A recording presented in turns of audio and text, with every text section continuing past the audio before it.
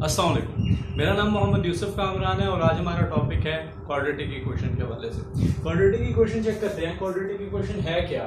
Quadratic equation एक ऐसी equation है जिसमें वेरिएबल्स के ऊपर पावर जो है वो 2 होनी चाहिए, 2 डिग्री आपके पास अगर मैं पॉलिनोमियल इक्वेशन कहूँ। यहाँ पे देखो क्वाड्रेटिक इक्वेशन के एक तो इसको कहते हैं 2 degree polynomial equation,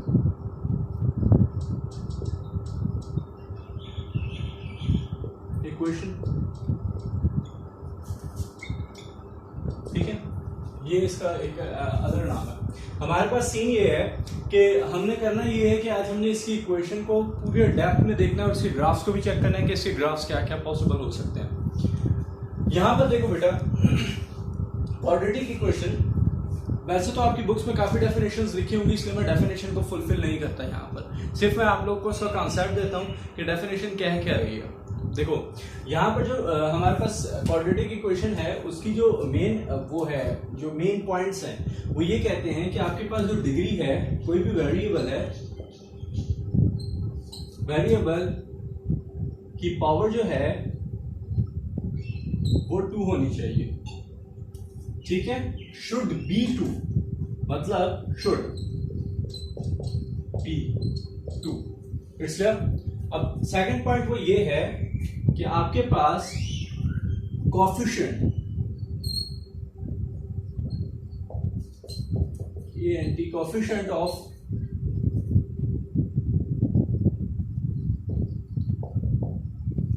variable of power 2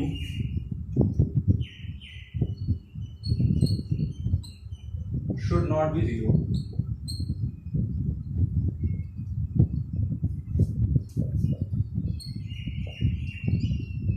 दो बातें, एक आपके पास जो भी वेरिएबल है उसकी हाईएस्ट पावर 2 होनी चाहिए और जिस वेरिएबल का पावर 2 है उसके जो कोएफिशिएंट हैं उनको 0 नहीं होना चाहिए। मिसाल के तौर पर अगर मैं इसकी एक जबरदस्ती मिसाल आप लोगों को दूं तो इसकी मिसाल ये होगी कि अगर मैं यहाँ पे लिखूं ax² plus bx plus c equals to 0, like क्योंकि मैंने इक्वेशन की बात की, यहाँ पर जरूरी नहीं है कि 0 होना चाहिए, आप कोई भी पावर इस पे मतलब ले सकते हैं। अब यहाँ पर देखो कि यहाँ पर ये 0 नहीं होना चाहिए। इसके ऊपर देखो वेरिएबल के ऊपर पावर x² है, वेरिएबल हाईएस्ट पावर है 2 है, 2 डिग्री है, और इसका ये a should not be equals to 0 होना चाहिए। Is it clear? पहला पॉइंट तो ये हुआ। दूसरा पॉइंट को तो क्या कहते हैं कि जो भी वेरिएबल आपके पास यूज हो रहे हैं, जैसे a, b and c, coefficients जो आपके पास यूज हो रहे हैं, कांस्टेंट्स यूज हो रहे हैं, ये should be equals to real numbers. So I hope कि मुझे आप लोग को ये थोड़ी सी बात समझ आई होगी कि मैंने क्या क्या बात की है। कि पहली बात तो ये की है कि मैंने आपके पास ये होना चाहिए, क्वाड्रेटिक इक्वेशन में जो वेरिएबल्स है उनकी जो हाईएस्ट पावर होगी वो 2 होगी, और दूसरी आपके पास कोएफिशिएंट जो है वेरिएबल के, उसकी जिसकी भी पावर 2 होगी वो आपके पास क्या होना चाहिए, 0 नहीं होना चाहिए, ठीक है। और जितने भी वेरिएबल इसमें इन्वॉल्व हो रहे हैं कोएफिशिएंट्स, वो आपके पास वो होने चाहिए रियल नंबर्स। अब होगा क्या, हमारे पास यहाँ पे पॉइंट है। पहला पॉइंट कि इसके पहले तो एग्जांपल्स देखते हैं कि एग्जांपल क्या क्या पॉसिबल हो सकती है। दूसरी, इसके अंदर एक और पॉइंट मैं इंक्लूड करूंगा जिसे कहते हैं प्योर क्वाड्रेटिक इक्वेशंस, उसको भी देखते हैं। पहली तो बात ये, इस पे हम लोग देख लेते हैं कि हमारे पास इसकी वो क्या हो सकती है, इसकी एग्जांपल्स। चलो मैं इसको मिटा देता हूँ थोड़ा सा यहीं से। चलो ये देखो, इसकी एग्जांपल्स देखो क्या हो सकती है। एग्जांपल्स बहुत आसान टॉपिक है। इसकी एग्जांपल पहली तो होगी x² plus 2x plus 7 equals to 0, पहली पॉइंट। दूसरा पॉइंट देख लो, x² प्लस 9 इक्वल्स टू 21। तीसरा पॉइंट देख लो, y² plus 3y plus 9 equals to 0 should be very. अब देखो कि तो मैं वेरिएबल्स पे बात कर रहा हूँ। अगर आप कभी भी ट्रिग्नोमेट्री में साइन कॉस थीटा पढ़ोगे, जैसे मैं अगर इसको ऐसे लिख देता हूँ, sine square theta plus sine theta plus 1 equals to 0, that will be a quadratic equation because power इसके ऊपर क्या आ रहा है, स्क्वायर, दैट्स इट। अब हम लोगों ने ये देखना है कि इस की जो अलग टर्म्स हैं हमारे पास, जैसे प्योर क्वाड्रेटिक इक्वेशन, वो क्या होती है, और आया कि ये जो हमारे पास इक्वेशंस हैं ये इवन इक्वेशंस हैं या ऑड, इसको भी चेक करते हैं। अब यहां पर देखो कि अगर मैं यहां पर थोड़ा सा लिख लेता हूं, अगर आपके पास मैं सिर्फ ऐसा करूं कि जो इसमें ये वाली पावर लिखी हुई है, ये bx की टर्म, इसको मैं एलिमिनेट कर दूं, काट दूं, तो मेरे पास बनेगा क्या?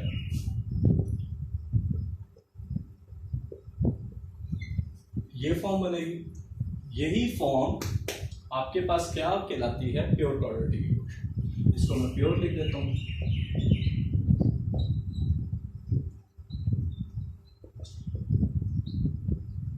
इक्वेशन है ये, ठीक है, ये प्योर क्वाड्रेटिक इक्वेशन है। अब देखो जरा कैसे हम लोग कर रहे हैं इसको।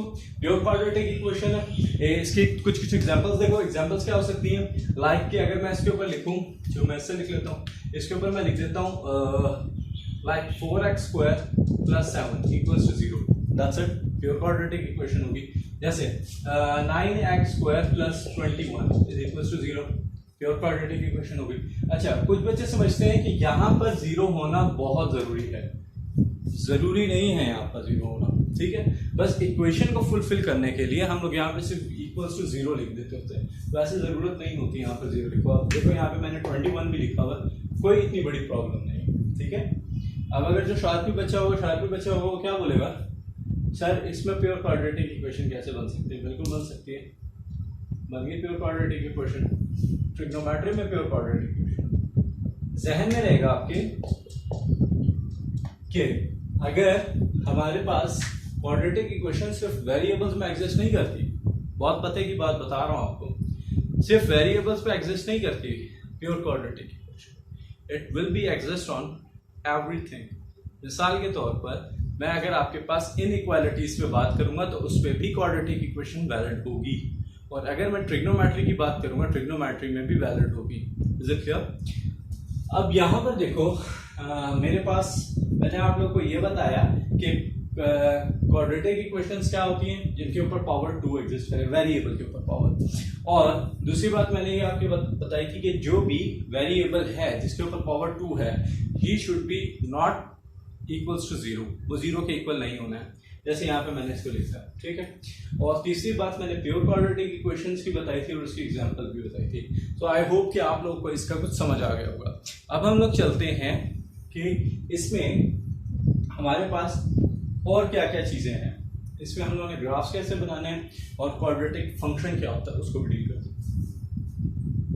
चलो, हम लोग के पास मैं अगर डील करूं क्वाड्रेटिक फंक्शन में सारी बातें ऐसी हैं, बिल्कुल ऐसा चलेगा, लेकिन जहां पर इक्वल्स टू आया हुआ है, ये इक्वल्स टू, इस इक्वल्स टू को हटा के अगर मैं इक्वल्स टू f(x) लिख दूंगा तो ये क्वाड्रेटिक फंक्शन बन जाएगा। लेट मी नो यू कि हमारे पास इतनी कोई मुश्किल गेम नहीं है। हमने पहले क्वाड्रेटिक इक्वेशन को समझा था, वही सारा कॉन्सेप्ट क्वाड्रेटिक फंक्शन में होगा। फर्क क्या है? सिर्फ आपने f(x) लगाना है। जैसे यहां पर देखो, मैंने यहां पर f(x) लगाया है, ठीक है। यहां पर यू आर ऑलरेडी ऑब्वियसली जो वेरिएबल एग्जिस्ट करता है हम लोग इसी को डील करते हैं। यहां पर मैं f(y) लिख दूंगा, ठीक है। अब इसमें ये थीटा है वेरिएबल, क्योंकि ये तो साइन है, एक ऑपरेटर है, ठीक है। इस सारे हमारे पास फंक्शंस बनते जा रहे हैं, ठीक है। तो ये आपके पास क्वाड्रेटिक फंक्शन है। लेट मी एक दफा दोबारा से देख लो। क्वाड्रेटिक इक्वेशन हमने पूरी फुलफिल समझी, और उसके बाद अभी हमने देखा है क्वाड्रेटिक फंक्शन क्या होते हैं। क्वाड्रेटिक फंक्शन को देखने के लिए सिर्फ आपने कंसर्निंग वेरिएबल को f(n) के अंदर इन करना है। जैसे यहाँ पर देखो, कंसर्निंग वेरिएबल यहाँ पर सिर्फ x² था, इसको सिर्फ मैंने इन किया है, इसके अंदर f(x) बना दिया, f(x) क्योंकि x वेरिएबल था, f(y) किया यहाँ पे क्योंकि y वेरिएबल था, और यहाँ पर f(θ) क्योंकि यहाँ पर थीटा वेरिएबल था। वेरी सिंपल है। अब इसको आगे देखो कि हम लोग इस जो आपके पास फंक्शंस हैं इनके हम लोग ग्राफ कैसे बनाएंगे, ठीक है। ग्राफ बनाने के लिए कुछ पॉइंट्स हमने देखने हैं। जैसे मिसाल के तौर पर अगर मैंने कोई ग्राफ बनाना है किसी भी चीज का, तो उसकी पहले डोमेन और रेंजेस का हमें पता होना चाहिए। अगर हम लोग किसी भी फंक्शन को डील कर रहे हैं, ठीक है, डोमेन और रेंजेस अगर किसी को नहीं पता तो आप प्रीवियस मेरी वीडियोस देखोगे, उसमें मैंने बिल्कुल लिंक दिया हुआ है कि डोमेन और रेंजेस के साथ पूरा थंबनेल है और वो बहुत डिटेल में मैंने समझाया हुआ है, आप जाके उसको देख लें। अब होगा क्या कि हमने इसको देखना है, कैसे देखेंगे? यहां पर देखो, कोई भी फंक्शन मैं उठा देता हूं, मिसाल के तौर पर मैं वेरी सिंपल फंक्शन था तो ये वाला, इन सबको मैं मिटा देता हूं और ना ये वाला फंक्शन हम लोग डील करते हैं। चलो बहुत आसान जो है ना फंक्शन, उसको डील करते हैं हम लोग, ठीक है। लेट के इसको देखो कैसे हो रहा। यहाँ पर हमारे पास ये फंक्शन, इस फंक्शन को डील करना है हमने, इसके हम लोग ग्राफ्स बनाएंगे और ग्राफ्स के साथ हम इसको डील करेंगे, ठीक है। फर्स्ट पॉइंट ये है कि हमने पहले इसको देखना है कि इसकी डोमेन और रेंजेस क्या है। जब मैंने आप लोगों को ये क्वाड्रेटिक इक्वेशन बताई थी, इसमें मैंने बताया कि A B C real number होंगे और A should not be equals to 0। Point देखो, इसकी डोमेन तो हमने पहले ही डिफाइन कर दी है। इसकी डोमेन क्या होगी? ऑल रियल नंबर्स, ठीक है, और एक्सेप्ट 0, है ना, क्योंकि 0 तो नहीं होना चाहिए, अगर 0 हो गया तो काम खराब। और इसकी रेंजेस, ये चलो इसको 0 ना लिखो फिलहाल, वो कंडीशन बन जाएगी। और इसकी रेंजेस क्या है? रेंजेस अभी देख लेते हैं। पहले हम लोग डोमेन को थोड़ा सा डिस्कस कर लें। जितने भी पॉलिनोमियल फंक्शंस हैं, मेरी बात दोबारा सुन लेना, जितने भी पॉलिनोमियल फंक्शंस हैं उनका जो क्वाड्रेटिक इक्वेशन, लीनियर इक्वेशन उसकी टाइप है। जितने भी क्वाड्रेटिक या पॉलिनोमियल फंक्शंस हैं उनका जो डोमेन होगा वो आपके पास क्या होगा? Real number. क्लियर है? और इसकी कोड डोमेन भी रियल नंबर्स ही होती है। मेरी बात समझ आ रही है? और कोड डोमेन, ठीक है। अगर आप लोग इसको समझना है सही तरीके से तो मेरी प्रीवियस वीडियोस पे जाके देखें, मैंने बहुत डिटेल में इसको डिस्कस किया हुआ, ठीक है। और अब हमारे पास देखते हैं, ये तो मैंने इसकी डोमेन और कोड डोमेन बताई कि मतलब डोमेन और कोड डोमेन ये रियल नंबर है, रियल नंबर्स, ठीक है। अब हम लोग इसकी देखते हैं रेंजेस। रेंजेस को देखने के लिए थोड़ी सी बात और बेटा देखो, मैंने आप लोगों को पिछले लेक्चर में समझाया था कि लीनियर फंक्शंस क्या होते हैं। लीनियर फंक्शन का हमने ग्राफ भी डील किया था और मैंने उसके बाद ये कॉन्क्लूजन निकाला था कि every linear function have slant straight line, उसका जो ग्राफ होगा वो स्लांट स्ट्रेट लाइन होने वाला है।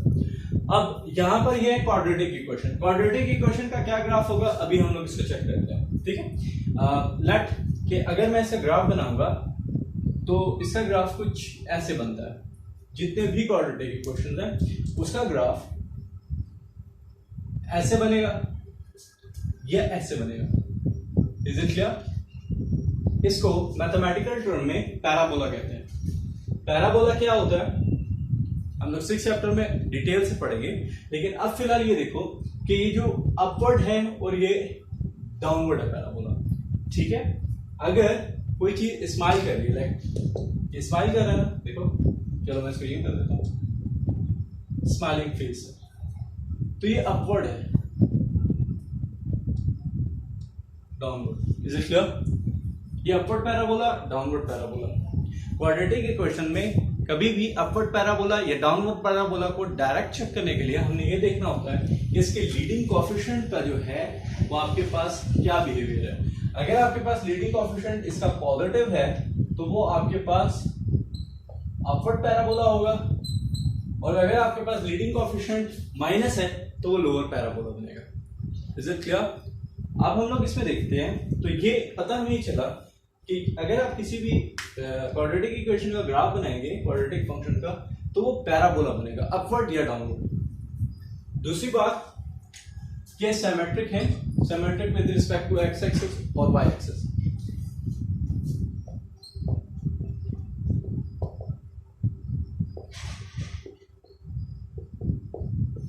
जी हाँ, symmetric with respect to X axis और वाई एक्सिस।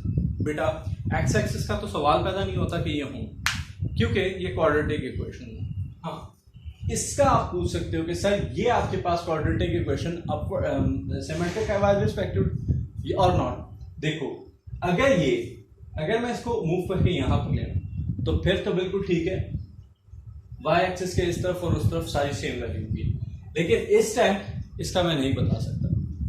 दूसरी बात कि आपके पास कोई भी क्वाड्रेटिक इक्वेशन या कोई भी क्वाड्रेटिक फंक्शन इवन होगा। देखो पहले मैंने बात की कि उसकी डोमेन और कोडोमेन वो रियल नंबर्स है, दूसरी मैंने बात की कि वो सिमेट्रिक है।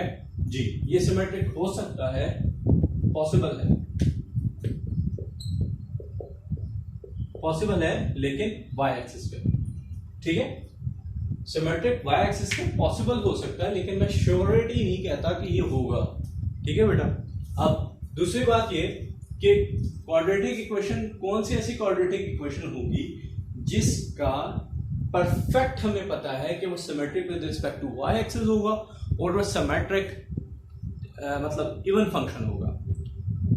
अब आप मेरी बात सुन लो कि अगर आपके पास कोई भी ऐसा फंक्शन है जो प्योर क्वाड्रेटिक है, मैंने प्योर क्वाड्रेटिक को पहले इसीलिए डिफाइन किया था कि अगर कोई फंक्शन प्योर क्वाड्रेटिक है, या अगर आसान अल्फाज में कहूं, अगर कोई फंक्शन जिसके अंदर सारी ऑड पावर एलिमेंट्स डिलीट है, तो वो आपके पास क्या होगा, quadratic function symmetric with respect to Y axis.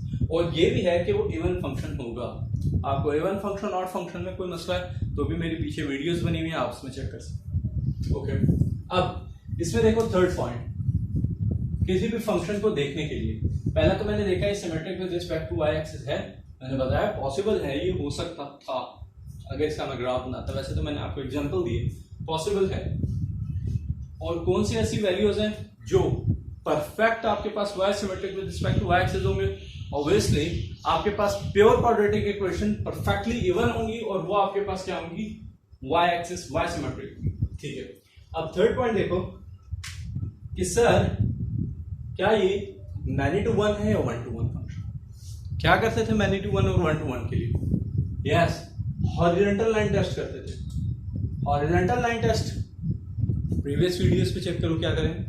Horizontal line test को देखने के लिए अगर देखो ये लाइन मैंने ड्रॉ किया, ये एक से ज्यादा पॉइंट्स पे कट कर रहा है, तो क्या होगा, ये मैनी टू वन फंक्शन होगा, ठीक है, not one to one.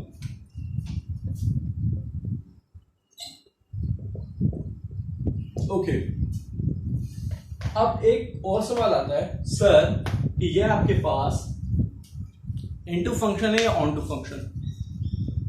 Okay, अब जरा देखो इनटू फंक्शन के लिए क्या कंडीशंस थी कि अगर आपके पास डोमेन और रेंज और कोडोमेन आपके पास क्या हो, प्रॉपर सबसेट हो कोडोमेन का। अगर आपके पास रेंजेस प्रॉपर सबसेट हो कोडोमेन का, तो वो आपके पास क्या होगा, इनटू फंक्शन। और अगर codomain range equal to the codomain हो, तो वो आपके पास क्या होगा, ऑन टू फंक्शन। यस जी, तो अब इसको देखते हैं कि ये आपके पास इनटू है या ऑन टू फंक्शन, लेकिन उससे पहले मैं इसकी रेंजेस बताना चाहता हूं। जरा देखो बेटा इसकी रेंजेस, मैं जस्ट इसकी रेंजेस की बात कर रहा हूं। इसकी रेंजेस क्या कह रही है, रेंजेस क्या होता था जी, बिल्कुल कि कोई भी वैल्यू किसी भी फंक्शन में हम पुट करें और उसके आंसर्स हैं, आंसर्स की बेस के ऊपर हम लोग उसकी रेंजेस बनाते थे। अब यहां पर देखो कि मैंने इसकी डोमेन और कोडोमेन बोली है रियल नंबर्स, ठीक है, लेकिन डोमेन का तो मैंने बता दिया ना, जीरो के इक्वल नहीं होनी चाहिए। अब इसकी अगर मैं रेंजेस निकालूंगा तो रेंजेस भी ऑल रियल नंबर्स निकलेंगी। मेरी बात समझ आ रही है? अगर मैं इस ग्राफ को थोड़ा सा और डिफाइन करूं, ये देखो ये पैराबोला है, ऐसे थोड़ा सा मैं हाइपरबोला बना दिया, इसमें पैराबोला, ठीक है, पैराबोला। अब देखो ये कॉन्टिन्यूसली ऊपर जा रहा है और थोड़ा थोड़ा एक्स एक्सिस को भी अप्रोच कर रहा है, एक्स एक्सिस की तरफ भी मूव कर रहा है, वाई एक्सिस की भी तरफ मूव कर रहा है। मतलब कि ये ऐसे मूव कर रहा है, ऐसे इस साइड पे जाएगा यू, ठीक है, इस साइड पे उसकी मूवमेंट है यू, ठीक है। तो अगर आप 3D दे सकते हैं तो यूं अगर इसकी मूवमेंट है, वाई एक्सिस को भी टच कर रहा है और एक्स एक्सिस की तरफ भी जा रहा है, ठीक है। तो इस केसेस में ये आपके पास जो होगा ये ऑल रियल नंबर्स होंगे, क्योंकि देखो वाई एक्सिस के ऊपर पॉजिटिव वाई एक्सिस है सारी रेंजेस पॉजिटिव है और एक्स एक्सिस की तरफ भी मूव कर रहा है। इसकी रेंजेस क्या होंगी जी, रियल नंबर्स हैं लेकिन पॉजिटिव, ठीक है, या इसके नेगेटिव भी हो सकते हैं, ऑल रियल नंबर्स हैं। समझ आ रही है? अब यहां पर देखो बेटा, ये मैंने इसकी रेंज निकाली, क्या रेंज और कोड में इक्वल हैं? इसको पॉजिटिव रखते हैं। क्या रेंज और कोड में इक्वल हैं? नहीं। कैसे? ये जो रियल नंबर हैं ये आपके पास क्या आ रहे हैं सारे, जी हाँ, ये आपके पास क्या आ रहा है, ये रियल नंबर है, इसका मतलब कि पॉजिटिव और नेगेटिव दोनों होंगे रियल नंबर, और इसमें सिर्फ पॉजिटिव रियल नंबर्स की बात की जा रही है। तो इसका मतलब हुआ ये प्रॉपर सबसेट है। प्रॉपर सबसेट का अगर नहीं पता, सबसेट का नहीं पता, तो मेरी प्रीवियस वीडियोस में जाके देखें, बहुत डिटेल से मैंने समझाया हुआ है, आप उसको चेक कर सकते हैं। जब मैं ऐसा करूंगा तो ये आपके पास क्या बनेगा, रियल नंबर्स हैं और पॉजिटिव, रेंज पॉजिटिव है, तो ये आपके पास बनने वाला क्या है, प्रॉपर सबसेट। और अगर प्रॉपर सबसेट होगी रेंज कोडोमेन की, तो क्या होगा जी, इनटू फंक्शन, ठीक है।